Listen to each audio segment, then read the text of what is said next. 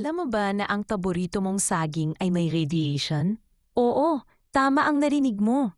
Ang saging ay may natural na element na tinatawag na potassium-40, isang uri ng radioactive isotope.